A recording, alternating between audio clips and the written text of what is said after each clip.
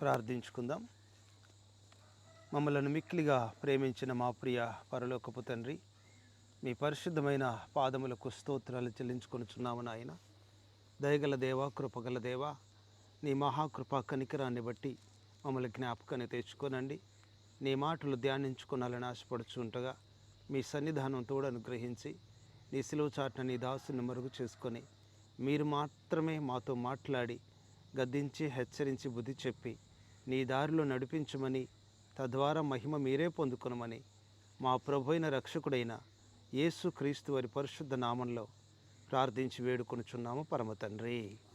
ఆమేన్. మంచిది. ప్రియమైన దేవుని యొక్క పిల్లలారా, మీకందరికీ నా హృదయపూర్వక శుభములు, శుభాభివందనాలు తెలియచేసుకుంటూ దేవుని యొక్క వాక్యాన్ని జ్ఞాపకాన్ని తెచ్చుకుందాం. యేసుక్రీస్తు ప్రభువారు మరి నేను లోకానికి వెలుగును అని ఆయన తెలియజేయడం జరిగింది. కనుక లోకానికి వెలుగైనటువంటి ఆ యేసుక్రీస్తునందు మనము విశ్వాసం ఉంచుట ద్వారా రక్షించబడతామనే మాటల్ని జ్ఞాపకాన్ని తెచ్చుకుందాం. అలాగే యోహాను సువార్తలో మరి 7వ అధ్యాయము 37వ వచనము నుండి 38, 39 వచనాలు చదువుకున్నట్లయితే వాక్యము ఇలా తెలియచేస్తూ ఉంది. నాయందు ఎవడైనను దప్పిగొనిన ఎడల నా యొద్దకు వచ్చి దప్పి తీర్చుకొనవలెను.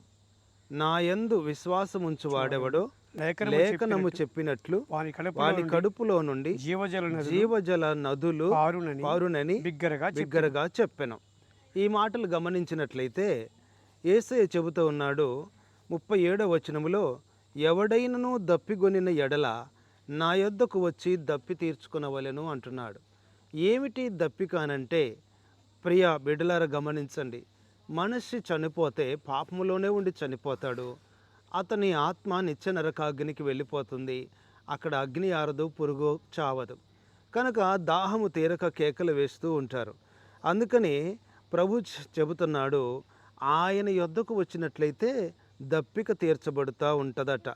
తర్వాత 38వ వచనం చూస్తే, నాయందు విశ్వాసముంచు వాడెవడో లేఖనము చెప్పినట్లు వాని కడుపులో నుండి జీవజల నదులు పారునని బిగ్గరగా చెప్పెను.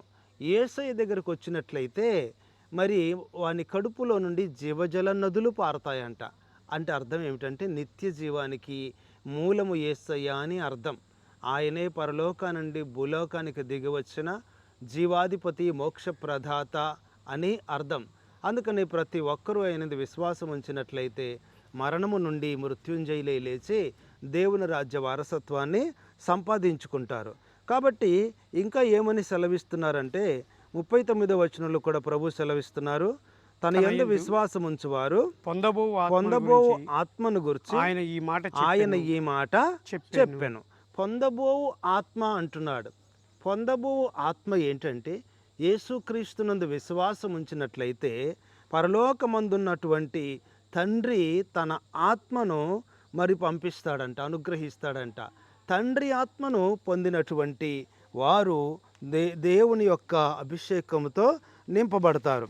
కనుక ప్రియబిడ్లారా, ఈ వాక్యాన్ని మనం గమనించినట్లయితే దానికి సందర్భంగా కొరింథీయులకు రాసినటువంటి 2వ పత్రికలో 4వ అధ్యాయములో 10వ వచనం 11వ వచనం మనం చదువుకుంటూ వెళ్తే మనకు కొన్ని విషయాలు కనబడతాయి. ఈ విషయాలు గమనించుదాం. యేసు యొక్క జీవము మా శరీరమందు ప్రత్యక్షపరచబడుటకై యేసు యొక్క మరణానుభవమును మా శరీరమందు ఎల్లప్పుడూ వహించుకొని పోవచ్చున్నాము.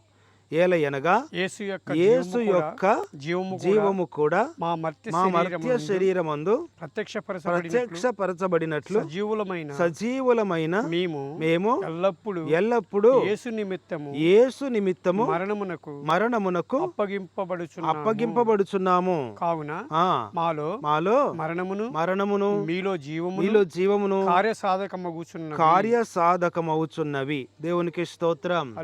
యేసు యొక్క జీవమట ఈ మర్త్య శరీరమందు ప్రత్యక్షపరచబడుతుందట. మన యొక్క శరీరాలు మర్త్య శరీరాలు బిడ్లారా.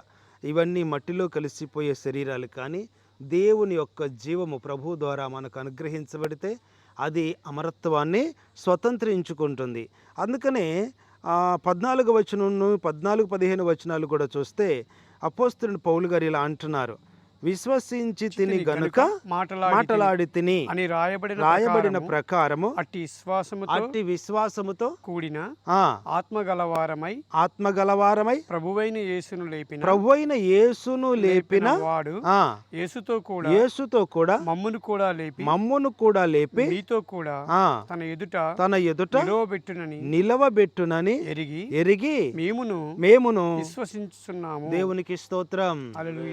ఎందుకని మనము తండ్రి ఆత్మను పొందుకోవాలి అంటే ఇక్కడ చెబుతున్నాడు,